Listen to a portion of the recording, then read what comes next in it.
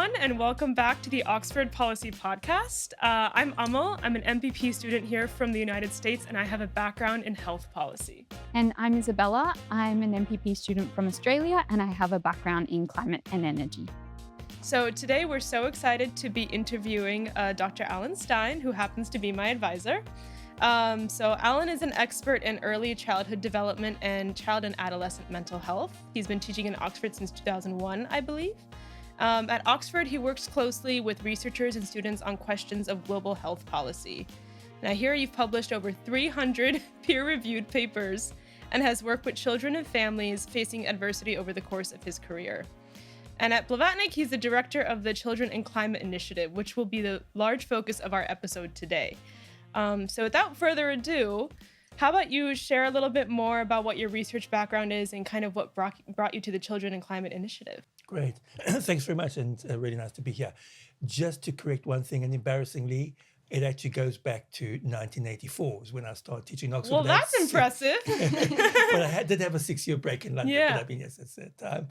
I'm a doctor, and I started off with a child health background and then moved into child and adolescent mental health. But most of my work is around early child development, health, and mental health. And how do children manage or thrive during adversity, and how do we find different ways of helping them, both in the individual and the community and a policy level. So, as I said, a lot of my work's been early child development, and our work is really focused on why early child development is important and what's important about it. And we've done this through various treatment trials, but we've also done this through longitudinal studies, which have been with a big group of colleagues. So we've been involved in a set of longitudinal studies known as birth cohorts. That's a series of kids basically recruited at birth in different countries. And there are 6 birth cohorts that have reached the fourth decade of life, at least, around the world. So it's 2 in Brazil, 1 in Guatemala, which is the kind of grandmother or grandfather of it all, 1 in the Philippines, also in their 40s, 1 in India, which is also well into its 50s, although that's not really any much existence because it was a slum and there's a partial slum clearance, so some of those people have moved and have not been able to follow it up. And then 1 in South Africa, which is the baby, and they're in the mid-30s, it was started when Mandela got released from power. And these data have all been put together. They're all launched separately, but they've all been put together, and we've looked at what really makes a difference into adulthood. And what's very clear is those early years matter. They matter in many, many different ways. They matter for schooling. Children who have a good start are much like to stay in school longer. Their intellectual development remains better early on in life. Nutritionally, they're better. They have better job opportunities, and generally things work out better for them if you can give them a good start, even in poor and disadvantaged circumstances. One of the other aspects has been early child education. So we've been particularly interested in early child education because of the emerging evidence. And I use the term education in a broad sense of development and education, but including what we call preschool education. But the evidence around preschool education, early education, has mounted. And there's something called PISA, which is a set of educational assessments carried out in multiple countries in the world when children are about, 14 years of age. And we've looked at issues of how much does preschool education matter for PISA outcomes. And I think it's 70 or 80 countries around the world we've got data for, and there is very substantial, particularly around maths, the mathematical abilities. And this particularly applies to children who are very disadvantaged, the most disadvantaged, especially in the Asia Pacific area. And that has really mounted. And we've also had a particular interest around the conventional rights of the child. So the conventional rights of the child is a very important, and it is binding. Almost every country of the world, except the United States, maybe one other, have signed up to it, which means they are legally bound to the principles of the Convention of the Rights of the Child. And one thing that's been a bit ambiguous considered to be ambiguous is early education a right? And we've spent a lot of time, our team, looking at all the UN documentation. And indeed, we feel it is quite clearly there. And now we've been working with UNICEF, UNESCO, and the special rapporteur on the right to education, to actually make this a proper thing and to actually provide advisory guidance to go with it. And already in the work that we're doing, helping countries mostly in the African subcontinent, with our colleagues in the African Early Child Development Network, making reports to the UN monitoring committees that this is now recognized as a right. And that's actually very important, because they can ask countries to say, we understand you're doing as much as you can, but actually there's this area which you're not doing sufficiently well, and can you please address it? So I think those are big things. So that's just a sort of how I come to where I am now in terms of the climate part. I think that ties in really nicely to our next question, which is, what is the Children and Climate Initiative? What specific problem kind of does it seek to address, and what are the outcomes that you're wanting to achieve? Great. So just to how we came into it, I jointly lead something called the Early Child Development Initiative, which includes the Asia Pacific Early Child Development Network, the African Early Child Development Network, one from the Middle Eastern Arab Network, and one from called ISA, which is sort of European and West Asian. And there's also a big group, not a full network, but a big group from South America as well. And what became clearer and clearer, and was called harnessing global data, was getting all the data, putting it together, was climate is becoming bigger and bigger and bigger. So this was in the early days before the pandemic, just how big climate was. And even my colleagues in the Middle East will say, amazingly, that climate and violence, climate is as important as violence in terms of what children face. So we pivoted much more to climate. I'm not principally a climate person, but we're incredibly lucky here in Oxford. We have a fantastic set of climate teams. There's a team from the big climate in physics, geography, planetary health. They're all big groups who work on climate. So Miles Allen in particular, who's set up the whole net zero initiative, and my colleague Sarah Khalid, who runs the planetary informatics.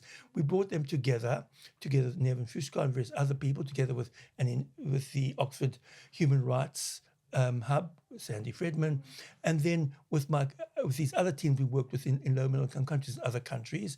So there's a big Brazilian group who we worked with for many years called the International Center for Health Equity, based in South Brazil, and then these early child development networks to actually create the start of this Children and Climate Initiative, really to try and tackle firstly the impact on young children. So pregnancy all the way really from conception to 5 years of age, because those are probably the most vulnerable. They don't have a voice themselves, but also very, very rapidly maturing physiologies. They're going to be the ones who are most hit. So we're tackling that through a number of ways. Firstly, there are UNICEF, called the multiple index cluster surveys, have done multiple national surveys of early child development and health and mental health amongst many countries, and so has the DHS, which was actually funded originally by USAID, and they together comprise 450 data sets, nationally represented data sets. And our colleagues, we worked with these people, but particularly our colleagues in Brazil, they're all clean, they're all ready to go. So we're using those as the basis. It's an unparalleled platform to use. It's about 6 to 8 million children and their caregivers. Yeah. So that's what we're tackling: pregnancy outcomes, growth, early child development, parenting. Fathers are included to a smaller extent, but they are there. That's the first bit. And then we're moving on to the older children, so health, mental health, education, learning, big aspects of that. So there are a few also longitudinal studies which we're going to work with, again, back to our friends in Pilates in Brazil and in the Philippines, who've got fantastic running longitudinal data sets, which we're hoping to be work with to try and illuminate much more the kind of other aspects. The separate bit is children's voices. So that's where these early child development networks work. They're fantastic networks, work with families, work with children. What do families need? What do children need? And what do children actually want? Because we're often quite surprised. So some of our former MPP students principally from India, but not only from India, have worked with these young children. And these kids have a lot to say about what they think, how education should be. Many of them in the poorest areas are first learners. So what they are learning, they take home. So it's a many-pronged way of getting to families. But also, what do they want? What do they want their countries to do? I mean, for example, one kid said, look what countries did, even our country did, many of them, in COVID. Countries pivoted to really do things. Why can't they do this about climate? So there are many things that could be done. And that's really what we're about in a nutshell. Yeah. So I kind of want to unpack a notion that you mentioned, when you were describing the initiative. And it's kind of this notion that, you said some people consider like climate is as relevant to children's outcomes as violence is, which I think is something that not most people hear. We talk a lot about, violence in different countries, how it impacts the outcomes of, childhood development. But we're seeing climate change take, a bigger world stage as we see different climate disasters in different areas. And I wanted to kind of unpack that relationship. And, could we talk about, if we're seeing climate have as much of an impact as violence does, how is climate actually playing, a big role in the development of children, especially, in the 0 to 5 year range? Yeah. Well, let me just start with our colleague, just as a start. Our colleague in the Philippines is just a start. Yeah. So we went to the Philippines last year to work with them, to set some of this up and to work with them at the Asia Pacific Early Childhood Network. That was August, July. Since then, they've had 2 super typhoons. Yeah. They've had an earthquake, which may or may not be related to this. Mm-hmm. But basically, during that time, there's no schooling. Mm-hmm. There are floods. Mm-hmm. There's waterborne disease. There's people who get killed directly or get ill directly from the floods. They lose their schools. A lot of children live on islands, small islands, who then might need a boat to take them to the mainland every day, and that's what we saw. Those kids are never going to get to school in that time. The kind of infections that occur, the lack of food, they lose communication of any kind. So there's no internet for 2 to 3 weeks. So they've been really, really hard hit. They also have had heat, tremendous heat. So in the past, they're talking about in the summer, humid 40 to 44 degrees centigrade, trying to get kids to school. It's just not possible. And one of the interesting big issues they also work with is disability. So a lot of these kids with disability, then their opportunities, so things are made possible for kids with disability to get to school, and suddenly this becomes impossible. How do you can't walk to school, you've got to go on the back of a motorbike. How do you put a kid on the back of a motorbike safely in the Philippines? I don't want to make too much of the comparison with violence, because obviously these are terribly important things. I don't mean to undermine violence. It's a terribly important thing, especially at the moment, but it is a very, very important. Now, of course, heat is another matter, and we need to quantify it. We need to understand who's the most vulnerable. But, with no air conditioning, school, concentration, these are very difficult things. I always remember reading about an experiment done after the Second World War, which I think was done in the United States, where they took American soldiers and they put them into a experimental laboratory, and they heated the laboratory up, and they asked them to transcribe Morse code. And as the temperature rose, so the transcription became more and more inaccurate. So that shows you what people are about. It also, as a completely separate matter, shows you what might heat and that kind of thing might do to decision making in times of war, but that's a different matter. But so there are tremendous issues in many countries of the world. We know that South Asia, the floods have been absolutely horrendous. It's hardly even noticed. Africa, there have been many parts of the world, there have been serious floods. Brazil had terrible floods last year. The whole of the southern part of Brazil got basically flooded out, and everyone had to be moved. So kids get moved around, they get separated from their parents. There are many things that happen to them. I wonder if you could just dive a bit deeper into the regional differences. So we've talked about the impacts of climate change on children, but do we see big differences regionally? And if so, can you kind of give an overview of what some of those major differences might be? So we haven't done this. This is the research that's ongoing, and we'll be able to tell you a bit more. But I mean, obviously, the hottest parts of the world are going to be the most affected. So, the kind of equatorial areas, the tropical areas, kids are going to be much more up against it than in other parts of the world. But it doesn't mean to say that other parts of the world are exempt, because, we know that climate has changed dramatically in different parts of the world. Parts of the United States where they've had floods, typhoons, tornadoes, and there are many parts of the world where there are very dramatic effects. But that's the heat. But then the floods, the monsoons of Southern Asia, just every year, but they're getting worse. So these are floods not only that come down from the Hindu Kush area so that's really going across from Pakistan, India, Bhutan, Nepal, and Bangladesh. Tremendous river floods really affecting people, damaging roads, damaging crops. So crops are not a small thing, because they're the nutrition of this year and the nutrition next year. Yeah. And if you have a lot of water in the soil, if it goes above a certain level, it means that sowing seeds for the next season gets delayed until that. So it really starts upsetting the whole pattern. So these things are very substantial. Obviously, kids who live in, probably, but even say Australia, there are, we've seen terrible wildfires, tremendous heat in different parts.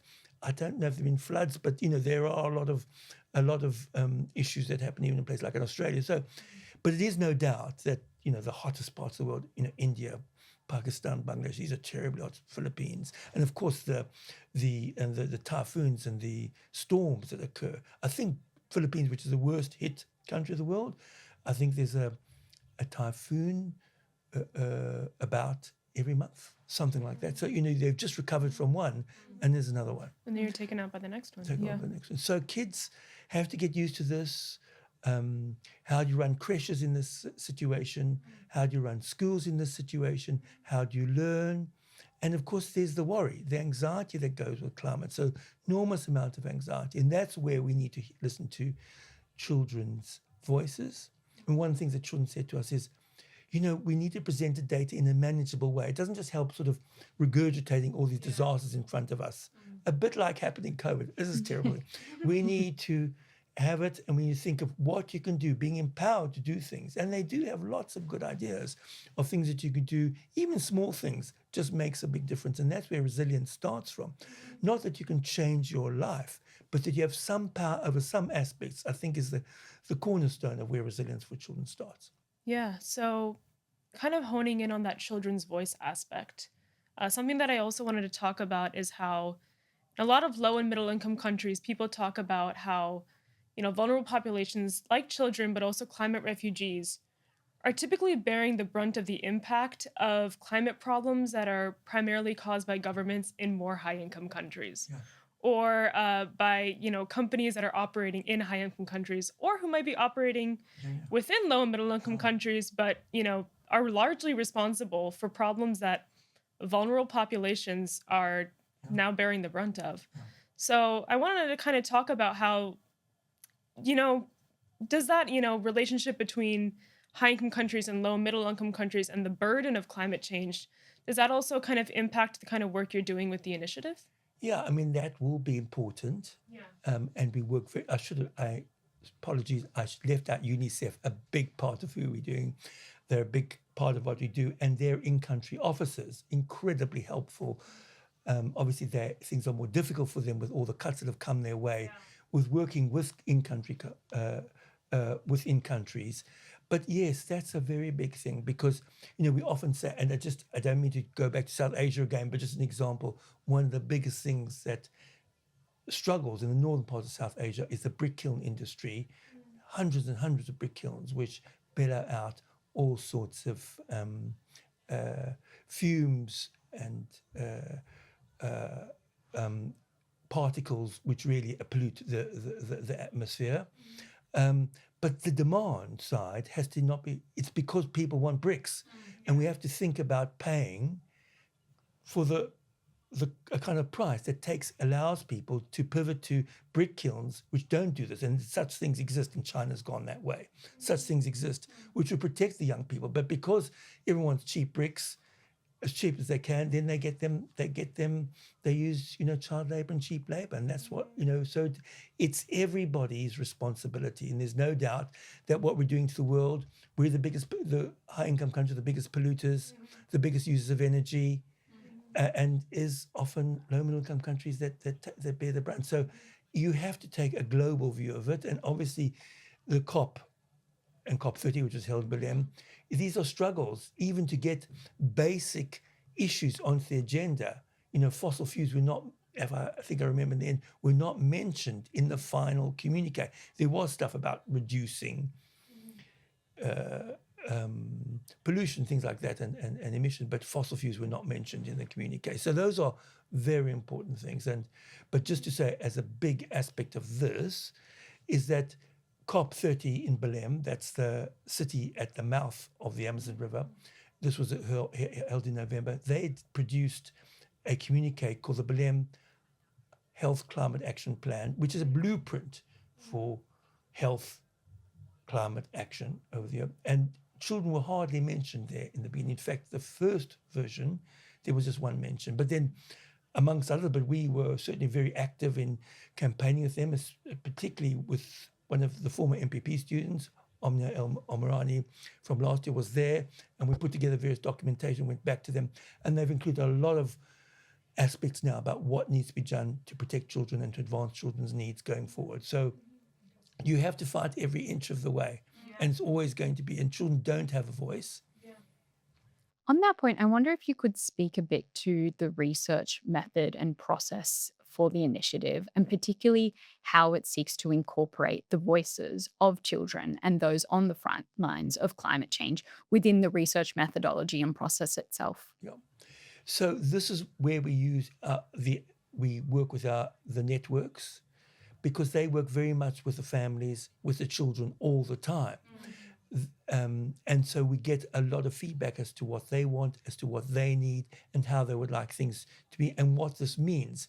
So some of the more pure scientific stuff, we will obviously take back what we find to them, asking them, how would we use this? So one of the things, for example, we're doing is my colleagues in the planetary health unit have done a great job in mapping the floods, looking where the floods are, seeing where crops are damaged, and doing this in almost what we call near real time, using satellite imagery. So they use multiple satellites, they get their data from NASA, they get their data from the European Space Agency, and they map this. And we've been back to the early childhood development networks and saying, well, how would you use this? What do you want us what would you like us to produce? What would be useful? So they give us a lot of feedback as to what this is. One of the things that they really keen is that we map, and this is not weird, would have to be done, it's a big job, but go back to people at UNICEF, go back to these organizations and say, not just map school, but map creches, early child centers, so we know where they are. So when floods happen, we know how to take action, we know how to protect them. Children themselves, we already have some initiatives from children who we get what they would like, how they see things, the kinds of things they're particularly interested in recycling, but not only that, what kind of information, as I said, their view was not what some of them said, was in COVID, countries came down and had big ideas, big, strong messages to people. We need to come up with those messages in relation to climate and give that to governments and local government. So that is a big part of it. Something that we kind of noticed about the Children and Climate Initiative is that this is housed within the Blavatnik School of Government, and it's not necessarily housed with the climate department or with the medical department. And a big thing we talk about here at Blavatnik is that we're trying to build a world that's better led, better served, and better governed. So how can we see policy making as a tool that helps us, bridge these relationships between climate change and early childhood development, and how governments can kind of help us achieve a better future for, our next generation? So I think the first thing is to bring the children issue to the fore, because while they probably are, UNICEF say they bear 80% of the brunt, but might be not quite as much as that, but they do bear a big part of the brunt. They aren't always visible in this, certainly when it comes to policy. So it's really very important to bring it to the fore. Governments have many competing priorities, especially low-income countries have less money than they used to. They're struggling with energy things. But to bring the needs of children and the importance of children and the importance of the next generation, people of my age not going to have to live with all of this because we won't be around. But it's the next generations who are going to have to live with the consequences of what we are doing. And it's bringing that much to the fore and helping people to see how important it is and giving them a voice. So, for example, some of the work that we see and I've seen with our colleagues, so this is Save the Children and UNICEF in the Philippines and I think a couple of other Southeast Asian, they form groups within schools to actually come together and actually present, not to central government, to local government, what are our needs? What do we need in terms of this? One little example is that the deaf community said there is no there's no sign language for climate words. None. There's none. I didn't realize this. So we need to be able to say what we want. We need to be able to communicate with you. You need to develop this sort of thing. So those are kinds of things, and then we can bring it to the fore. So it's very important that they bring it to the fore, but also to work with countries to see how do we. No country should be having major planning applications without saying, how might this affect children? So, for example, if you're building a highway, where are the schools and where are the preschool education facilities? Because we know how much damage the pollution from cars and energy has to children. So why would you allow highways to be built alongside schools? Often not difficult to divert. So every country should, for example, have a planning thing. In their planning should say, have you done an assessment of how this might impact children, schools and school facilities and hospitals for that matter, but for children in particular? We know that pushing children on pushchairs alongside a highway, not a good idea, or 50 yards from a highway, not a good idea.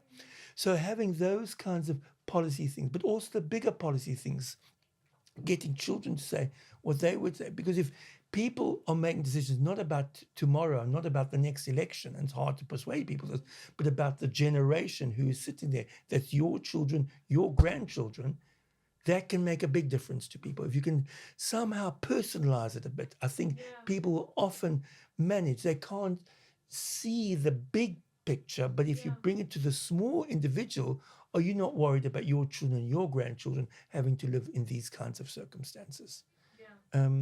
So I think bringing the policy, building better things that we need to do, reducing emissions, thinking about how we do all these things, thinking about where children are going to be affected and how that's going to change the world. It's not easy because government's under a lot of pressure, but that's what we are. I imagine some of those problems that you've discussed come from, firstly, this kind of siloing effect where climate and children's health and health generally is treated as quite separate issues, but also from this kind of unwillingness to communicate sometimes effectively on the impacts, particularly when they're cross-disciplinary. Do you think that there are any lessons from the initiative that governments could take on how to kind of break down those institutional silos and start addressing these as more interrelated issues, and also on the communications front? It's a little bit early days for us, but having said that, I think there are. So, for example, we got work with many wonderful groups, but the Asia Pacific area have already started. What they've created is what they call youth champions. So getting young people, say between the ages of 18 and 24, that's what they call youth champions, who to actually advocate, to actually work with children, work with families, get their views, and then advocate themselves. So they have made, for example, they've got the youth champions each make a video from their country, one from each country, about children and the impact of climate, and create a set of videos. So they're actually on our website. And they really are incredibly powerful. And you can't help by being affected. It doesn't say, it affects 20 million children and affects this and affects that. It's one family living under a bridge in Indonesia on a pile of twigs and they're coping with the water, which is not clean, and the water coming up and coming down, and what their lives are. And I don't think anybody in the group that I was, I think there were a few thousand of us at this meeting, couldn't relate to how can this be? How can we allow this to happen? And they've done there are lots of other good videos like this. I think allowing them to advocate, I think children are often much better advocates for themselves than we give them credit. And also building structures where their lived experience is included, that they do have a say, they do have a voice, and schools and teachers have a voice in saying, we need this help. Climate education is very important. But how do you also make climate education at a local level? One of my colleagues was saying that there's a bit of South Asia where she works, and the standard curriculum talks about, what's happened to polar bears. Well, actually, if you live in a slum, polar bears don't really matter to you that much. It's or not driving to school. It's things that are about, refuse tips, methane coming out of it. What are you going to do about this? How are you going to take things? How do you provide children with antibiotics, or how do you provide children with clean water? These are the really important things. Your everyday experiences. And what does clean water mean? I mean, clean water is a massive issue for the world. Yeah, massive issue and limited resource. Clean water couldn't be bigger. Just as a little example, during COVID, you may not want to include this, but during COVID, we were very interested in, there's obviously a lot about who had what vaccinations and all the social distancing.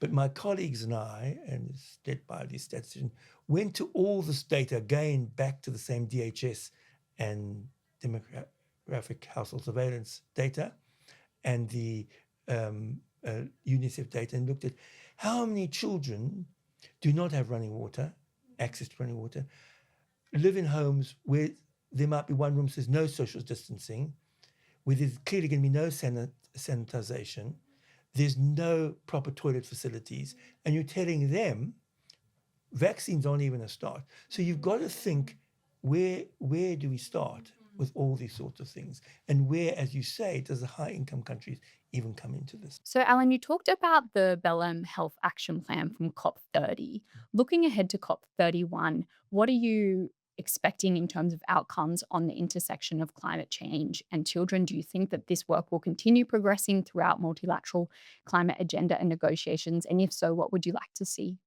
Well, I think they will, because it's there, but because there are enough people like ourselves, but many others, who see how important it is. UNICEF have fought this battle long before anybody else. They called COP28, said that would be the children's COP. It wasn't. 29 wasn't. We've just, out of our own interest, looked at how many references there were to children. It's a small part of it. But I think once we get children towards the top of the agenda, we need to keep that battle going. So I don't think there are going to be major changes, but I think it's keeping the pressure on, bringing the issue of children to the table, making sure that people who are adults see it. The oil producers of the world, not much concern, but they may think about their children, their grandchildren. They might be able to think about other people's, but they do think about their own. And when you work with people like this, it's much better to kind of help them to see what is happening to what they're doing. What is the next generation going to be like? Where are the children you seeing who are walking out of school today going to be facing in 20 years' time? And how do we, it's kind of slightly personalizing it, as well as obviously the actions, the planning, making sure that in the climate funding initiatives, we think about children. So if we see a flood coming, that families will get a small amount of money to make sure they can make themselves safe, to build their houses in a way that they're away from the worst of the flooding, to have things that give them a small amount of money so that they can stockpile food. These other kinds of things that can do to make sure that children get, to develop things that children can carry on learning during climate disasters. They're not going to stop soon. But how do you help them to do it?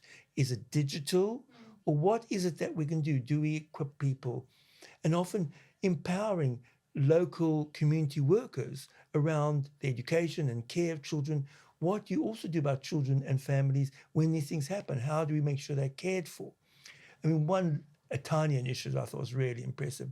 In Bangladesh, not the first year of life, but between 1 year and 4 years of life, one of the biggest causes of death is drowning. And children drown within 20, 30 meters of their homes. Little kids toddle off and they fall into a ditch. I mean, it's absolutely unconscionably catastrophic. And that's because their mothers and maybe their fathers do, have to run a home, and that's what happens. So they created something where they got they had a whole set of mobile creches, where these creches take on these kids, where the parents can take their kids to be during the day specifically for this purpose, and has dropped the drowning rate dramatically. So that's a small local thing which has made a big, big difference. So just taking, I know I'm jumping from one thing to another, but these different sort of initiatives, small, local, tiny, small, big, and then policy things. Yeah, I think a really underestimated part of governance in all different spheres is the fact that your local government and your local decisions actually play usually the most paramount role in what your outcomes look like. And this encompasses so many different government decisions and so many different outcomes, not just climate change. So I agree. So to close off our podcast episodes, we typically like to ask our guests if there's a particular film or book they've been thinking about recently, and it could be about health or otherwise, but what would the book be for you? I think if I had to say a book that I read very recently, it's a book called Foster, F-O-S-T-E-R, by Claire Keegan. It's a very, very short novella. It's beautifully written, and it's the importance of family relationships. And it's the bottom line, I shouldn't tell you now, spoiling it, it's that blood isn't thicker than water. So basically, it's the importance of relationships within whatever family makeup you see, and it isn't just about being related. And I think it's beautifully written. I think she won the prize for it. It was really excellent. Yeah. I'd recommend it. You'll read it in one sitting. I'll make sure to get it.